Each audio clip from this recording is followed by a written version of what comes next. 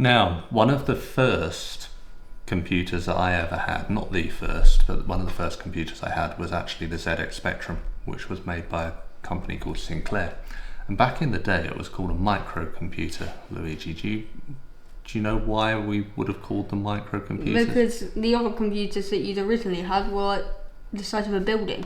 Yeah, basically that's it. So computers before that had been really, really big, and they gradually, over about 2 or 3 decades, I think, got quite a lot smaller, to the point where you had something that was small enough to fit on the desk at home. So they called them a microcomputer.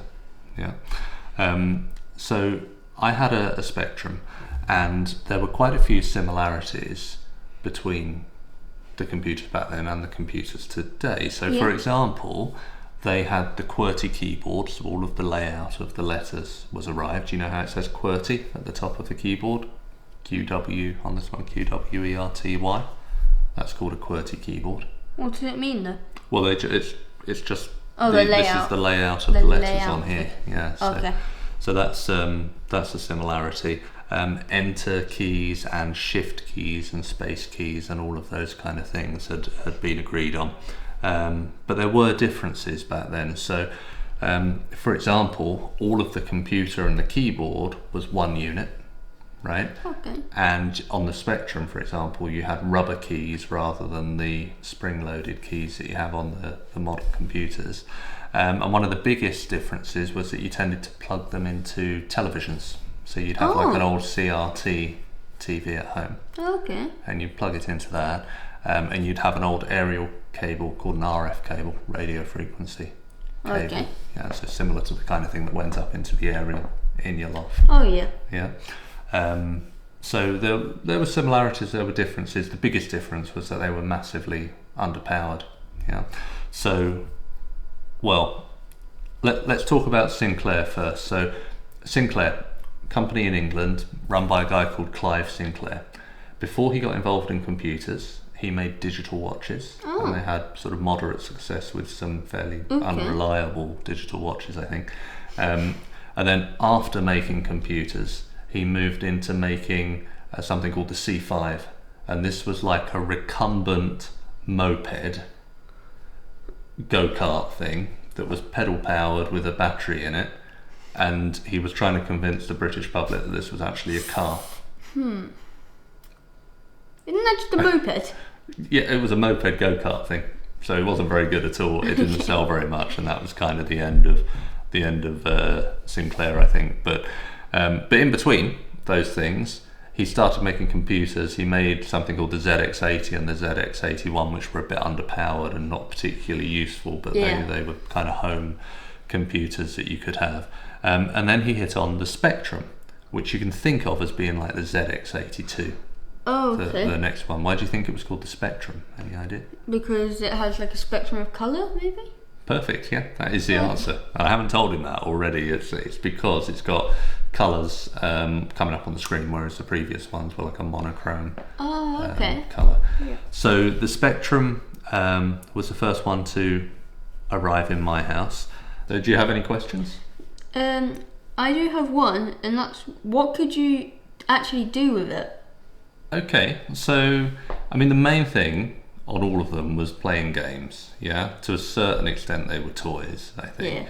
Yeah. You had to use like a tape deck, so you'd put cassette tapes in and load the games, and then later on you got some I think they were called the micro drives on the Sinclairs, and then really later on you did eventually get a disk drive, but we'll come on to that. You could use it for coding. So it was possible to, in fact it was only really possible to go in and do coding in it. There wasn't what's called a graphical user interface. When you go into Windows or onto your phone, and you have all of those menus and icons and things that you can press, that's called a graphical user interface.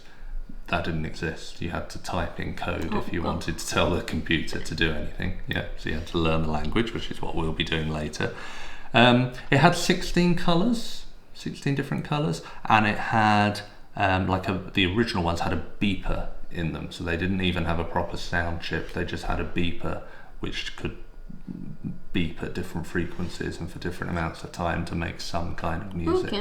So yeah, I think it was a little bit limited, but the games were good and they got better as the years went by. So let's just talk about the models then. So initially, it launched in 1982. It was, we'll show some images on the screen, and I'll show those to you later as well. But there was like a black rectangular box which was about the size of a book, and it had rubber keys in it. Okay. And you had to buy a tape deck separately for it. There was no mouse, there was just a keyboard. I think those really early ones didn't even have a joystick port in them, if memory serves. Yeah, so all of the games you'd play with these really awful rubber keys. They then came out with something called the Sinclair QL, but that didn't sell very well. That was meant to be a much better Spectrum in effect, but it had double the clock power on the CPU. It had twice as much RAM. So it was like twice as powerful, but the problem was it didn't have any games on it. It had about 50 games, I think, in the end, and also business users were using IBM, which was a different manufacturer. So they this computer failed, but it did have a better keyboard on it.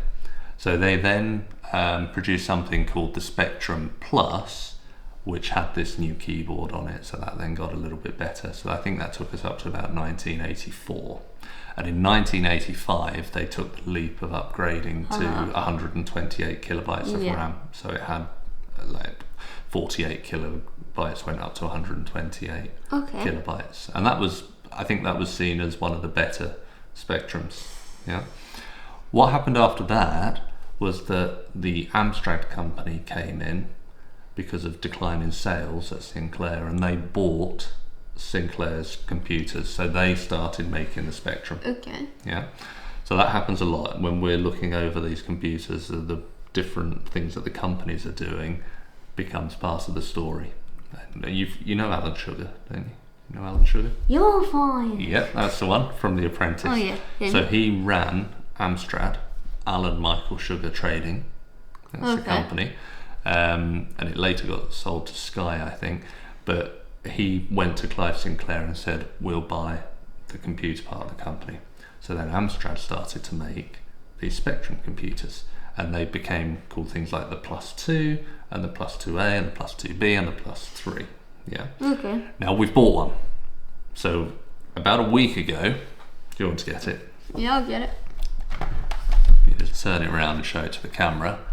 This is actually a 1986 Amstrad made, but it's a Sinclair 128K ZX Spectrum Plus 2. And the reason that we went for this model is that the ones they made after this weren't really compatible with all of the old Spectrum games, but this actually has the benefit of having a tape loader built into it. It's got 2 joystick ports on the left hand side, and it's got better audio coming out of it, and also it's not just, if you show this side here, Luigi, we get all the ports on the back, and as well as having the aerial output, there's also an RGB output, and that's really important for us because we need to be able to connect this to a modern LCD monitor. Yeah. And with a little bit of magic and gubbins, we can get that to go into the monitor. So we actually have a proper machine from the 1980s, and it works. It's nearly as old as me, that is. Okay.